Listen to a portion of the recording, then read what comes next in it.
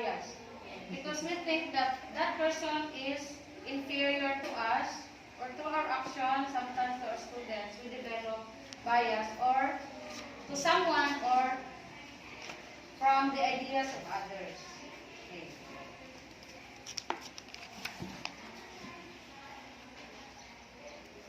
Okay, so my notes here is I base my topic on the Meltz examine bias for or against made by the author.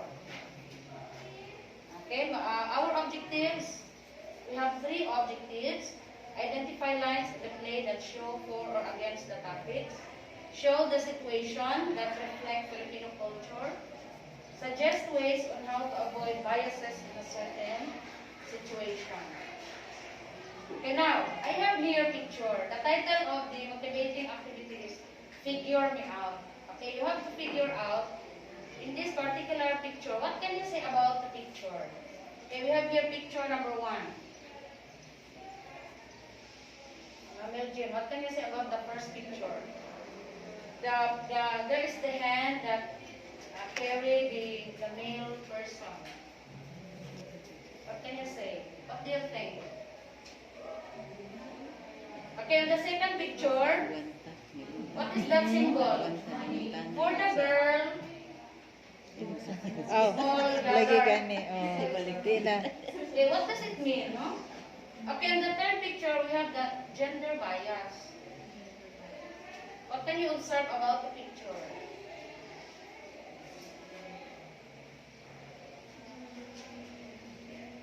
Parang for the women, there is a slow progress.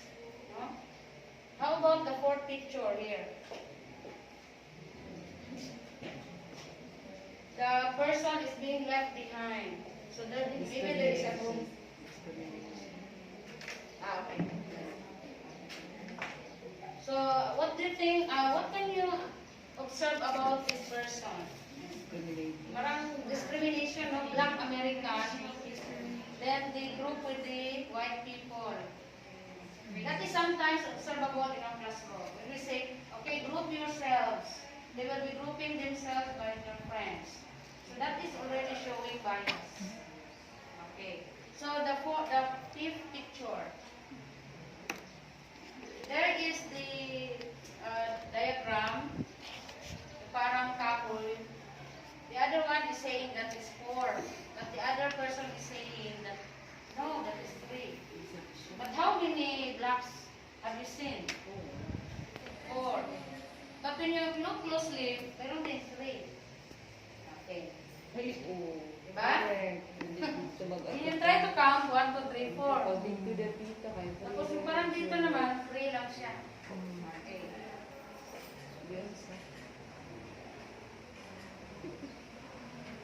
Okay, before proceeding to the next activity, we will unlock difficult terms because we will be reading story.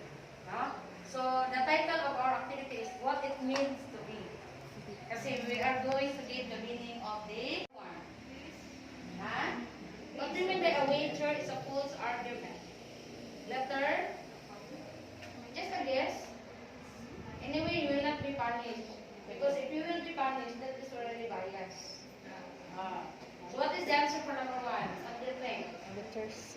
Letter C. How about number 2? The nosy neighbors gathered at Kamanda at Kaugong dining. What do you mean by nosy neighbors? Curious. Letter D. How about the third? Malady. It's a disease. Okay. Whoever will win will receive prize after. Number 4. What do you mean by the word henpecked?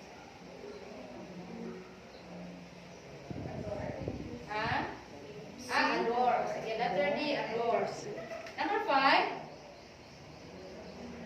What do you mean by the word meddlers? Interfere.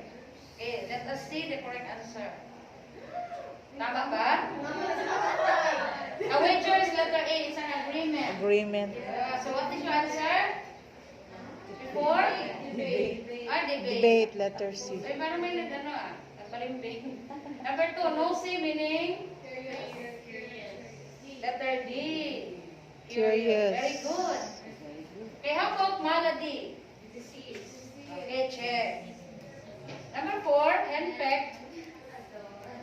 Have you heard this word before? Henpecked. So the meaning of henpecked is letter C. Ay, Naging. nagging. Tama. So do not henpeck Naging. your husband. Naging. Yes. Ay, you don't have. Okay, number 5. How about the word meddlers? Yes, very good. So that is, before we will read the story, we have to unlock the difficult terms in the story so that the students will be able to understand what does it mean. So after this one, actually I have prepared a story because I am assuming that there will be a group activity. I have prepared the story. So what is the title of the story that we are going to read? Why Women Wash the Dishes. From the title itself, what can you say? There is already bias. Okay, so this I will explain. I will give a photocopy of the activity of the story to the group. Then they will be given 5 to 10 minutes to read the story. So maybe from the title itself, you will know what is the story behind. Why women wash the dishes? Why is it always the women do the household chores? Because you are a woman. No? Because it is already biased. So after giving the activity sheets to the group, okay. Okay. So assuming that you have already read the story, so before I will proceed with activity, I will explain first what is the meaning of the word bias. So this is taken also from the module. So bias is an unbalanced weight in favor of or against an idea or a thing. When you are thinking of someone that is against, no, you are showing bias. Not only through your words, but also through your actions. So after giving the meaning of bias, there is an example of bias or unbiased. In what situation you are showing bias or unbiased? Example, people attending a football game were asked what their favorite sport was. Why do you say it's biased? Because they are already attending a football game and they are asking for what is your another. favorite sport. Of course, their favorite is football. Maybe they are not going to that game if that is not their interest. Am I right, student? Okay. Now, so third, all first period students were asked where they want to go to college. So the answer there is unbiased because the teacher is asking only. No? How about if your course, if your career is teaching, then somebody will ask you, why do you took up education? Will you feel biased? You are already in the teaching profession, then somebody will ask you, why do you take up that course? Do you feel biased? Yes, of course. No? People standing in line to see the latest Twilight series movie were asked what their favorite type of movie was. That is also showing bias because they are already lining to see the Twilight movie, and then you are asking them their favorite movie. So that is already bias. Okay, so you understand now the meaning of bias. Huh? So before conducting the activity, there is the rubric for them to be guided to conduct the activity. So we have here the criteria: content, group participation, and performance. Okay, but before the students will conduct the activity, please be reminded that they are going to do the following. Always wear their face mask and observe physical distancing. Even though they will conduct the activity, but they have to observe physical distancing. So for group 1, this is the activity. The title of the activity is Fill Me In. Lahat ng mga activity may me. Okay, parang bias lang. Okay. So, they are going to fill in this the table. The example is given. Example topic, beliefs or tradition.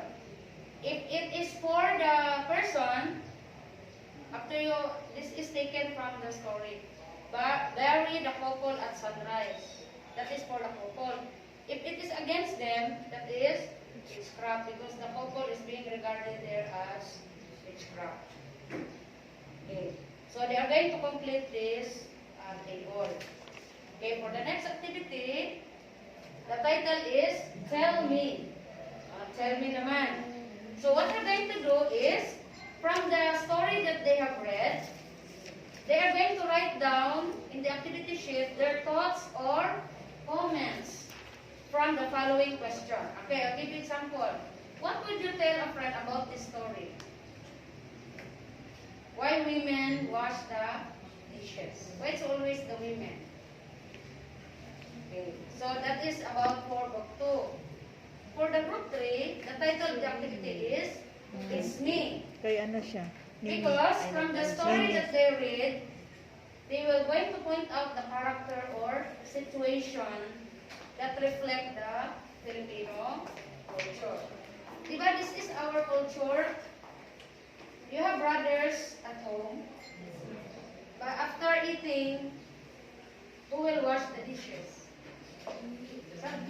Mostly it's the girls. It's the mother. Hmm. Will do the laundry. It's the women. Okay, for the group 4, the title of the activity is Feel Me. Okay, feel, because we are going to list at least 3 ways or means how to avoid making biases to someone or to a situation. So you have to feel also the heart of others if they feel bias. Okay. Now we have here a short quiz. After doing this one, we have a short quiz. The direction is identify the following if it is bias or not. Write B for bias and N for not. Okay, example. The Department of Health took a survey on the vaccination program about COVID-19. What do you think is that? Is that bias or not? The DOH took a survey on the vaccination program about COVID-19. Is that bias or not? Bias. They are just taking survey. If you are going to confirm bias, okay, not bias. Okay, number 2, orchestra students were asked if more money should be spent on the athletic program. Kaas lang man. Aas lang Bias. man. Why? Yes, they are the orchestra students. You are asking them about the athletic program. So that is Yes, bias. yes. Oh, okay. So sometimes, or mostly, we develop bias to our colleagues. Most of the time. Okay. So now for the next picture, this one, the students will just determine which picture shows bias. Then they will just explain briefly. So the first picture, the student is submitting his assignment and the teacher said, in mind, only in mind. So late, lazy bum. Is that showing bias? Is the teacher showing bias? When the student is late in submitting his requirements, then without words, the teacher will just think, oh, this student is very lazy. Bias. He don't know the real reason. Yes. Number 2 pictures, then the student again submit his assignment. The teacher so late, maybe a family issue. No, There is a reason. bias or not? There The teacher There's is unbiased. Unbiased. because he is Assuming, feeling what is oh. the student. Huh? Okay, so that is about determining bias or unbiased. Okay, then after the conduct of the activity, you have to ask the students, how did you arrive at your answers? How did you arrive at your conclusions? Then you explain again briefly about bias and the underlying situation that shows bias. Okay, then they will be given few minutes to answer. After that one, you present your assignment. Okay, since we will be adapting the new normal, the depending on the needs of the students. They are going just to select. You will allow students to select which of these four are they going to do. Select from the given list so that they can choose depending on their skills or needs. Example, for those students who is always online, they are very particular of the social media. They can make a blog about the issue of biases. Do you know what is, are you familiar with blog? Ma'am Vic is having a blog. Okay, number 2, for those students who are fond of writing, they are not online or they are used to make essay or sentences, make one paragraph essay about biases that you observe in your family or in your community. Okay.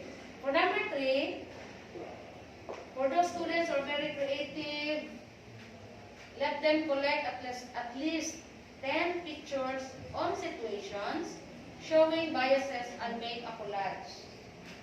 Okay. For number 4, for those singers, active, make a rap or a song about biases. So you let them choose which they like. Okay, so that would be all, and thank you